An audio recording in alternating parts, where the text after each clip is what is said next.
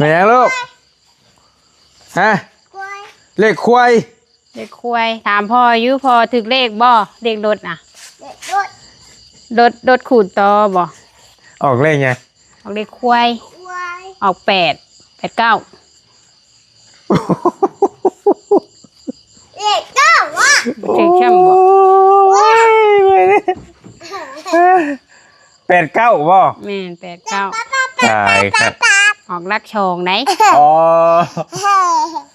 เลขยัง3ตัวนะ บ่ฮู้แต่ว่ามันออกลักชอง ใช่นะ มันก็เด้อ ชอง8 9 โอ้3ตัวท้ายเห็นได้ แม่นได้3ตัว โดยลูกโอ้ได้ไฟบ่น่ะอ้าวโอ้ยพี่น้องนี่ฮะทิมเอียมาเบิ่งแน่พ่อถึกเลขมาเบิ่งดูค่ะถึกเลย มันก็เด้อบริชื่อลายโตอยู่ได้ด้วยมุนฮู้ก็ได้ใช้ ตัวนี้ ไม่ได้ใช้ ตัวนี้ กดเลยมันก็เด้อ2 8 9 แม่น 2ตัวนั้น8 9เนาะ แม่น โอ้เบิ่ง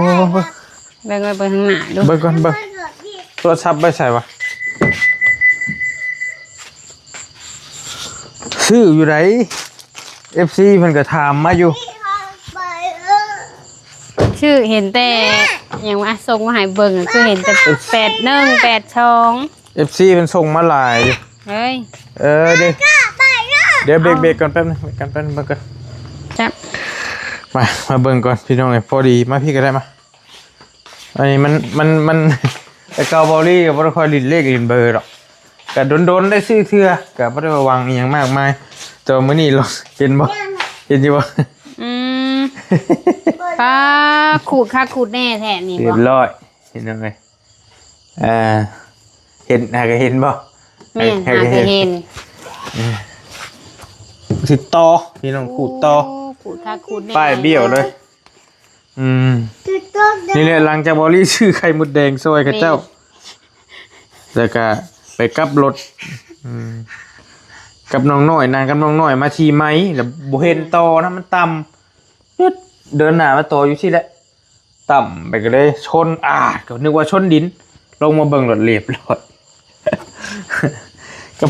ตอนนี้เพเก้า ใส่เกาอยู่ดุมน่ะ พอดีแล้วสิไปเฮ็ดพร้อมกันเลยพี่น้องไงให้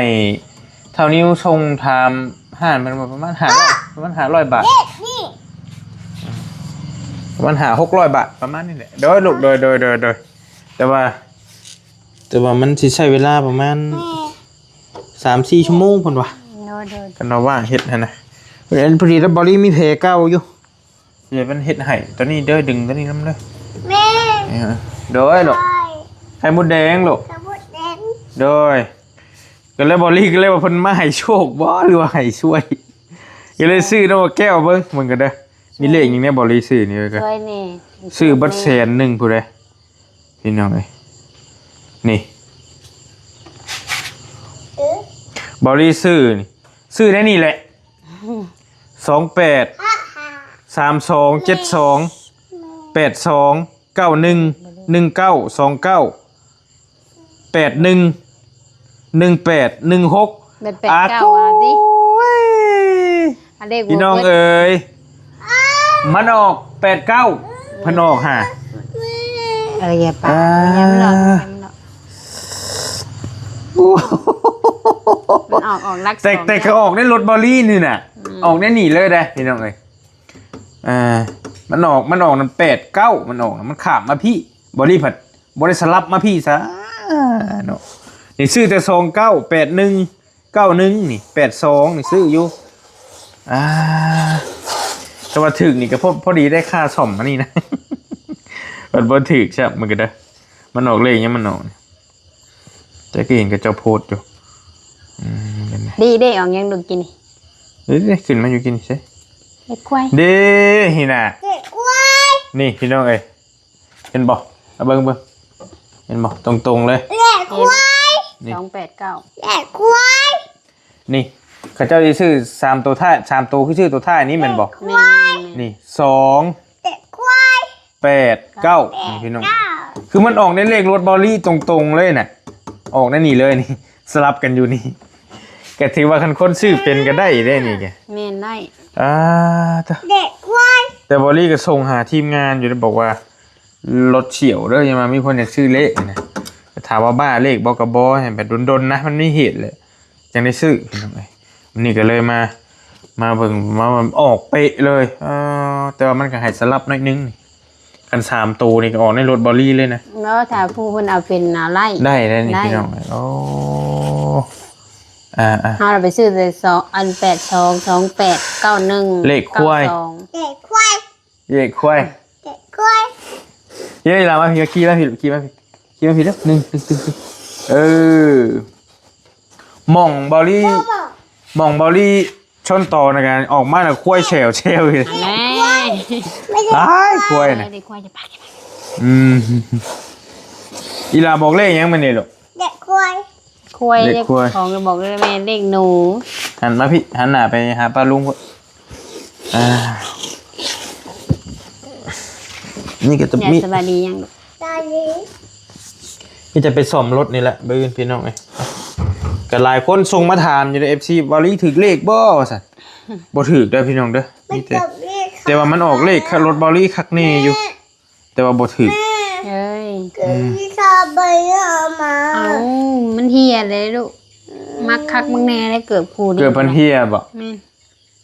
เกือบจะได้เฮียน่ะลูก มันเกิดอันนั้นเพิ่นชื่อนี่สิไปเอาพ่อเบิ่งอยู่คู่มันน่ะ อีไผ กินอยู่บ้านหลายแบบไปลูกไป อีไผเอาให้พ่อเบิ่งดูยังไม่จังไป มักคักบังแน่เลย เฮียตอนไหนน่ะ เอามื้อคืนนี่เด้มันจักฮู้บ่าเฮียลงมาเห็นน่ะเห็นกิ่งเดียว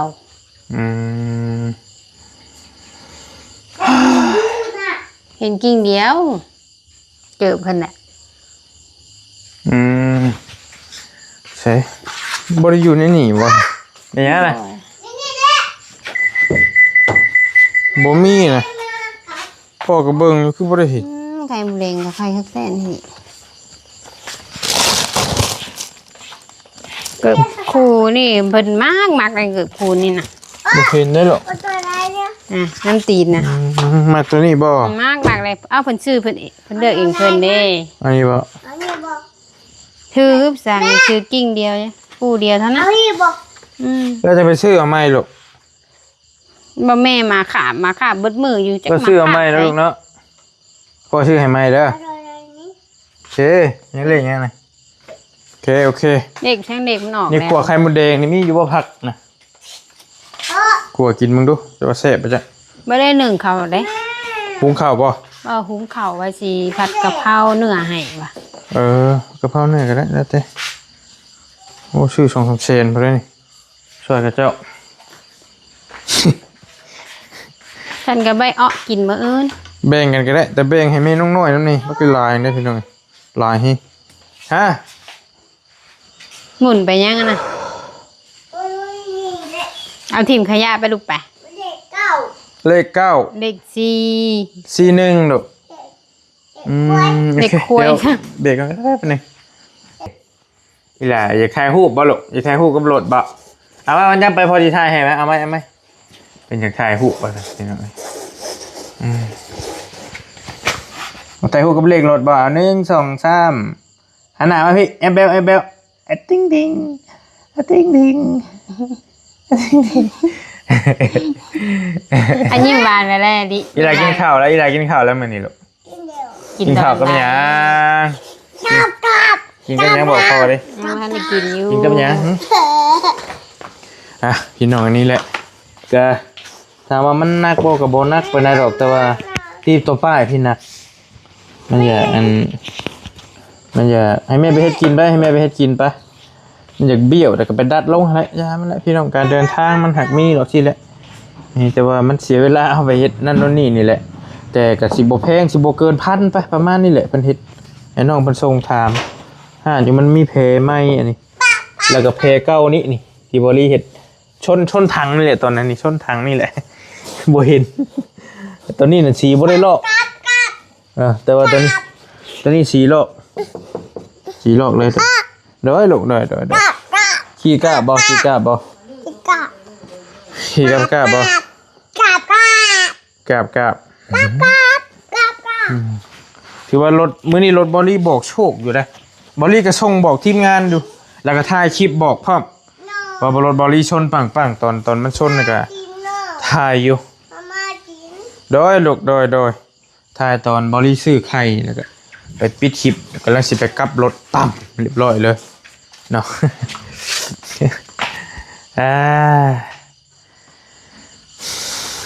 ก็บเดี๋ยว เช็ดบ่เช็ดมันลูกประมาณนี้พี่น้องก็บ่ได้สนับสนุนเด้อพี่น้องเด้อเรื่องเลขแต่ว่ามาบอกพี่บอกน้องว่ามื้อนี้เพิ่นให้โชคอยู่รถบอลี่ออกเรื่อยอยู่นะเลขรถบอลี่นะมันแล้วแต่จังหวะแล้วแต่โอกาสเพิ่น พ่อเอาตัวร้าย เอาหยังนะชื่อเลขบ่ กินเด็ก ขายเลขบ่ลูก ใครเด็ก ขายเลขหยัง ใครเด็กนี่ เลขหยังเลขมื้อหน้าเลขหยังสิออก เด็กควาย เลขมันออกแล้วหัวเราะอันออกแล้วได้เลขควายน่ะ89แต่ว่าอันนี้มันเป็นเลขเป็นหวยลาวเด้อพี่น้องเด้อบ่แม่นเลขไทยบ่แม่นเลขอันนั้นมันมีเลขตัวมีเลขเวียดเลขหยังนำนี่แหละ ข้าว เด็กข้าว 41อันนี้ลูก เนื้อเนื้อ 41 สีนึ่ง 41ว่ารถพอชนต่อเห็นบ่ อืม เห็นบ่บุ่มเลยบ่ ไม่ใช่เก้าค่ะ ให้ก็ไปเปลี่ยนยางมันมานี่บ่ดีแกเพราะว่ายางเพิ่นลอกแห้งแต่ว่าก็ยังข้างนี้กำลังสิลอก โอเค กำลังสิเริ่มตัวนี้กำลังเริ่มสิลอกแล้วยังพอได้อยู่ โอเคแล้ว โดยลูกโดยไปขึ้นเฮือนไปไปกินข้าวไปใส่คลิปปะ ไปใส่คลิปใช้ ใส่คลิปปะ ใส่คลิปใช้อีเปื้อนน่ะ ใส่คลิปปะ ใส่คลิปอยู่ใส่พี่น้องมาเดี๋ยวเฮามานั่งโอ้นั่งร่มนั่งคุยกันสักเล็กสักน้อยแล้วก็สิปิดคลิปละบอลลี่ก็ได้เนาะพี่น้องเนาะบอลลี่กำลังต่อมาจากผู้แหละมาแต่บ้านน้องน้อยมาแต่ไปตักน้ำเนาะตักน้ำเตรียมมาเจ่อน้ำให้น้องน้อยแล้วก็ไปเบิ่งงานเฮือนน้องอูน้องอีแน่พี่น้องเนาะก็มื้อนี้ไปเคลื่อนไหวอยู่แถวหั้นไปน้องน้อยไปน้องอูน้องอีเคลื่อนไหวอยู่ในบริเวณนั่นแหละเนาะแล้วก็กลับมาพี่น้องก็เฮือนน้องอูน้องอีก็จ่ายค่าตั้งเสาเทคานแล้วก็ยังเหลือแต่ห้องน้ำบัดนี้นะจบจากห้องน้ำแล้วก็แม่นจบ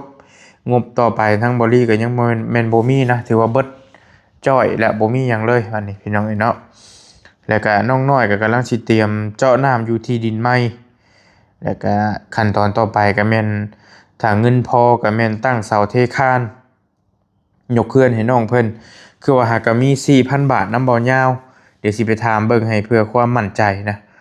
ว่าไผมีแนวใดเท่าใดแท้ก็จังสิได้ซอยน้องเพิ่นถึกพี่น้องเนาะก็น้องน้อยเองก็กำลังเริ่มต้นเป็นที่ให้ความสนใจของพ่อแม่พี่น้องค่อนข้างหลายมื้อนี้ก็ได้เห็นภาพอีกภาพหนึ่งอีกครั้งหนึ่งที่น้องเพิ่นไปย่างพากลางทุ่งนามาขายไข่มดแดงเนาะมาเลาะขายไข่มดแดงแล้วก็มีพี่น้องญาติพี่น้องเพิ่นย่างมาขายน้ำกันแล้วก็มีทางพ่อแม่พี่น้องเห็นก็เห็นเรื่อยๆแหละเพิ่นก็เห็นภาพน้องน้อยได้ย่างได้ตากแดดตากหน้าไปเพิ่นก็กระบาดยังไงได้รถได้ล่างแต่ว่าก็น้องเพิ่นก็ยังบ่ทันได้เทื่ออยู่ก็ฟังไปเบิ่งไปนํกันนะพี่น้องเนาะบอลลี่ก็ได้เข้าไปหาเคสน้องเพิ่นมื้อนี้ไปหาน้องน้อยแล้วก็ได้เห็นทางป้าๆแม่ๆเพิ่นหาบไข่มดแดงมานํกันย่างมานํกันกับน้องน้อยแล้วบอลลี่ก็เลยโบกแล้วสิซื้อซอยนะพี่น้องก็สิขอตัดบ่เรื่องเนาะนี่ก็น้อยนึงเนาะพอดีบอลลี่ก็สิไปซื้อซอยทางแม่ป้า3คนเนาะแล้วก็ได้ล้มกันกับแม่ป้าคนหนึ่งเพิ่นก็ค่อนข้างสิเป็นคนที่แบบว่าเฮาบ่ฮู้เราสติดีหรือบ่ดีเลยก็บ่ได้ถามคักก็เห็นเราเองนั่นค่อนข้างสิอารมณ์เสียนะอารมณ์เสียแล้วก็อารมณ์ร้อนแฮงสังเกตเบิ่งในคลิปบอลลี่หันบอลลี่ถามดีๆถามเราปกติหั่นน่ะ มีแม่ค้าคนหนึ่งที่เราหาบอันหมดแดงมาขายบอลี่ก็ถามจบดีก็บ่อยากจื้อแหละแต่ว่าถามดีๆเนี่ยบอลี่บ่ได้ใช้อารมณ์ก็ถามปกตินั่นแหละว่าเจ้าขายเท่าใดเราก็บอกว่าเราขาย120,000บอลี่ก็ป้าโรแพงแท้เฮาก็คุยกันไปกับพ่อค้ากับแม่ค้านะเราก็โอ้ยแพงแบบใดๆก็ค่อยขายซ้ำนี่จังซี่นะแล้วก็หน้าเราเนี่ยบ่ได้มีคำว่ายิ้มมาแย้มแล้วค่อนข้างสิใช้อารมณ์นะแล้วก็บอลี่ก็ถามไปถามมากับพี่น้องไปเบิ่งในคลิปนั่นแหละแล้วก็เหมือนเราบ่อยากขายนะบอลลี่นี่พยายามอดแล้วอดอีกนะแล้วก็ยังเว้าแบบเหมือนบ่ต้อนรับเฮาน่ะเหมือนเฮาไปขออีหยังเราสักอย่างแหละบอลลี่ก็พยายามอดแล้วอดอีกแล้วบอลลี่ไปค้อนเบิ่งมดแดงอีกคนนึงไปค้อนเบิ่งมดแดงอีกคนนึงเราก็เลยว่าเอ้าจักหน่อยเจ้าก็สิติอีกว่ามันไข่มดแดงแตกนะบอลลี่ก็บ่ได้เฮ็ดแฮงเนาะสิกเบิ่งซื่อแต่ก็มือบ่ได้จับนะสิกฮ้อนๆเบิ่งแล้วเราก็เหมือนเราอารมณ์เสียเราให้น่ะบอลลี่ก็เลยบอลลี่ก็เลยเหลืออดแหละอดหลายเทื่อแหละเราแบบว่าเราเว้านะเหมือนว่าเราเว้าใส่เฮาจักอย่างบอลลี่ก็เลยขึ้นเสียงใส่เราน้อยนึงพี่น้องก็เราก็เลยเงียบไปพี่น้องเนาะถ้าออนไลน์กันแฮ่งๆสิเต็กคนประเภทนี้ก็เลยโอ้บ่คักปานใดพี่น้องหลายคนก็ว่าบอลลี่เป็นข่อยนี่บ่ซื้อซอยแล้วว่าซั่นแต่ว่าบ่เป็นหยังถึงว่าเราให้เด้เราให้แต่บอลลี่ก็ยังซื้อซอยเราย้อนกระบะนั่นแหละแรกๆก็ถามว่าเฮาอยากบ่ไข่มดแดงก็บ่ได้อยากปานใดดอกก็ซื้อซอยหั่นนะพี่น้องก็อยากซอยแต่บัดนี้เลยความดีของเฮาเนี่ยเฮ็ดให้คนที่บ่ฮู้เพิ่นคิดจังไดแหละมองเฮาบ่ฮู้เพิ่นมองได้ใดเฮาเองเนี่ยหวังดีอยากซอยแต่เพิ่นเพิ่นว่าหาว่าเฮาหั่นจักเราสิเป็นแบบใดแหละหาว่าเฮาแนวนั้นแนวนี้ต่อหน่อยนึงก็บ่ได้จักดีแล้วก็อยากขายเฮานะเฮาต่อราคาหน่อยนึงซื่อๆนี่บ่ได้แล้วก็ไปถามเขาเจ้าแถวนั้นเขาเจ้าบอกว่าเราเป็นคนแบบนั้นน่ะเราอยากเป็นคนขายเป็นคนที่แบบว่ากดราคาแล้วบ่อยากต่อบ่อยากลดด้วยนะขายคำบ่เบิดแล้วก็เอามือสินะแต่ว่าเราบอลลี่เว้าขึ้นเสียงใส่เราหน่อยนึงเราก็บ่ปากนะเราก็ยอมขายให้บอลลี่คือเขาก็เป็นเรื่องที่บอลลี่เองก็บ่ค่อยเห็นแบบว่าแม่ค้ามาอารมณ์เสียใส่ผู้ขายนี่ผู้ซื้อซอยนี่นะทั้งที่เฮานี่เจตนาดีอยากซื้อซอยแต่พัดมาอารมณ์ฉุนเฉียวใส่เฮาได้ก็เลยแบบบ่งามอย่างยิ่งเลยเห็นแล้วก็เลยสบายก็อย่าละอดเอาบอลลี่ก็ได้ซื้อซอยแล้วเรียบร้อยแล้วก็บ่ได้กดราคาแล้วจริงๆก็สิบ่ได้อยากกดปานใดหรอกก็ถ้ามันเป็นการโต้ตอบการคุยปฏิสัมพันธ์กันระหว่างลูกค้ากับแม่ค้ามันก็ต้องมีการต่อการคุยกันบอลลี่เองก็เป็นครีเอเตอร์เป็นยูทูบเบอร์เขาก็ต้องชวนกันคุยกันเว้านะนี่เว้ายังบ่ได้เราอยากให้อย่างเดียวถามยังก็บ่ได้มีแต่ใช้อารมณ์อย่างเดียวก็เลยแบบโอ้แต่ก็ย่าและบ่ติดใจเราดอกพี่น้องก็เราคือสิเป็นคนประเภทนั้นก็ย่าเราบ่เป็นหยังพี่น้องหลายคนว่าเป็นข่อยบ่บ่นวายนำแลบอลี่บ่ซื้อซอยแล้วแต่ย่าและน้ำใจเฮาก็คือน้ำใจพี่น้องอยากให้ซำใดก็ยังซื้อซอยอยู่บอลี่ก็บ่เป็นหยังดอกเนาะก็ซอยๆกันไปบ่เป็นหยังพี่น้องแต่ว่ามันหลายเทื่อแล้วเฮาก็อดบ่ไหวจริงๆหันบอลี่เป็นคนที่เป็นคนหนึ่งที่บ่ค่อยมักหาเรื่องคนนะให้ไปหาเรื่องคนก่อนนี่บ่ค่อยมีดอกบอลลี่เองสิเป็นคนประมาณนี้ถ้าคนมาหาเรื่องก่อนแหละบอลลี่ก็อยากให้คือกันเพราะเรื่องอยากให้ทั้งที่เฮาบ่ได้เฮ็ดหยังผิดนะถ้าเฮาเฮ็ดหยังผิดแล้วจังว่าบ่อยากให้ปานใดอดเอาแน่หั่นนะแต่นี่ก็บอลลี่ก็อดแล้วแหละทั้งที่เฮาขอซื้อซอยเราผัดมาใส่อารมณ์แบบต่างๆแบบชุนเชียวแบบเฮาเองก็ยังงงเลยนะแต่บอลลี่สิเป็นคนสิบ่ค่อยมักหาเรื่องไผเนาะนอกจากคนสิมาหาเรื่องก่อนนะเฮาเองก็อดบ่อยากไหวคือกันเนาะแต่ว่าถ้าอดได้ก็ดีแต่น้อมเฮาได้บ่ได้อดบ่ได้อีหลีเราแบบอารมณ์เราชุนเชียวแฮงไม่ค่าก็บ่ฮู้เราฮ้อนเดชบ่รู้ว่าจังได๋แต่ว่าที่เหลือเพิ่นก็โอเคเบิดนะเพิ่นก็โอเคเบิดอยู่มีแต่เราผู้เดียวหั่นแหละเราเองก็บ่ฮู้ว่าเราสติดีหรือบ่ดีก็ย่าแล้วบ่ต้องไปถือสาแล้วพี่น้องนะแต่ว่าย่อมหาบอลลี่เองก็อดบ่ได้อีหลีเนาะต้องขออภัยหลายๆถ้าว่ามันบ่จบบ่งามทางพ่อแม่พี่น้องได้เบิ่งก็ได้พี่น้องเนาะจังว่ากันก็ย่าและ พี่น้องบ่เป็นหยังเอาก็มีแต่อดทน ก็พยายามสิอดทนเอาจริงๆถ้าอดทนได้ก็ดีนะแต่อดบ่ได้ก็บ่รีก็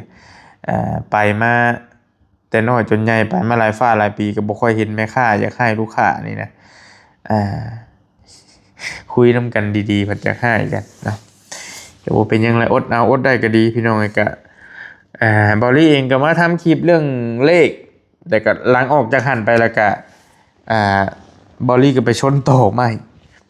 ไปเห็นโบเห็นต่อแล้วก็ออกไปแล้วก็ไปชนต่อนี่แหละการเป็นมันจิตใจเป็นอกุศลมันก็บ่มีอย่างดีเกิดขึ้นนั่นแหละพอบอลลี่เองก็จะค่ายในตอนนั้นยอมรับเลยว่าอารมณ์บ่ดีแล้วก็ไปถอยรถในพูดพลาดนั่นก็เลยพัมไปเรียบร้อยถึกต่อไม่เลยเห็นนะก็จริงๆก็บ่เห็นแน่แหละต่อมันต่ำปั๊มแบบพอดีเพียงป้ายนี่เห็นอย่างนี้เนาะก็สิประมาณนั่นแหละบอลลี่ก็ได้ลองเสี่ยงเบิ่งซื้อเลขซื้อเบอร์ไปมาบ่ถึกซักบ่ได้เลยซื้อเลขว่าพอได้ค่าซ่อมรถว่าซั่นก็บ่ได้จ่อยสับพี่น้องเนาะค่ะบ่เป็นหยังนะแต่จริงๆเลขกับบอลลี่ก็บ่ได้ค่อยปานใดหรอกแต่ว่าโดนๆสิได้ซื้อเทื่อลองเบิ่งนะแต่มันก็ออกเลขรถบอลลี่พอดีเลยเด้ออกเบิ่งละ289รถบอลลี่หัน8291แต่มันก็ออกเลข3ตัวมันออกในรถบอลลี่นั่นแหละแต่ว่ามันก็แบบอันกลับไปกลับมานะแต่บอลลี่กลับอยู่แต่ว่ากลับบ่ถึกมันพี่น้องนี่นะเอาก็ติดตามเคสทางน้องน้อยแล้วก็อีกหลายๆเคสที่บอลลี่กำลังเคลื่อนไหวช่วยเหลืออยู่กับทีมงานเนาะแล้วมีโอกาสมีเวลาก็สิเดินทางขึ้นไปเซโปนใหม่มีงานอยู่พุ่นอยู่บอลลี่ก็เบิ่งตัวจริงก่อนเก็บเวียกเก็บงานอยู่พี่เบิ่งก่อนเนาะก็จังว่ากันอีกเทื่อนึงเดี๋ยวพี่น้องเด้อเอาคลิปนี้ก็บ่มีหยังหลายมาทำคลิปเรื่องเลขเรื่องเบอร์เล็กๆน้อยๆแล้วก็มาคุยกันเรื่องยายขายไข่มดแดงแน่เนาะบอลลี่ก็ต้องขออภัยหลายๆถ้าใช้อารมณ์ที่มันเป็นภาพบ่งามให้พี่น้องเบิ่งต้องอดบ่ได้อีหลีพี่น้อง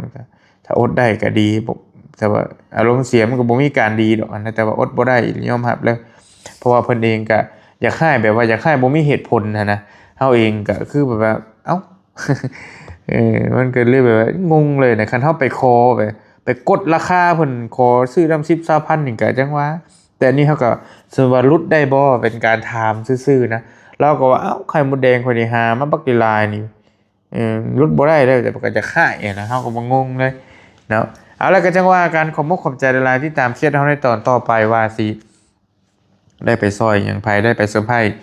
หยังไผต่างๆแล้วก็จังว่ากันขอตัวไปรับไปนอนก่อนเนาะบ่รีก็อยู่ดีมีแฮงโชคมานได้พี่น้องเด้อลูกสาวนอนแล้วก็เมย์เพิ่น เดี๋ยวจังว่ากันเนาะถ้าบริเฮ็ดคลิปออกมาบ่จบบ่งามหรือว่ามันผิดพลาดหม่องใดก็ที่เตียนเข้ามาได้ติชมเข้ามาได้เด้อพี่น้องเด้อบริเองก็สิพยายามปรับปรุงแก้ไขให้มันดีขึ้นต่อๆไปสบาย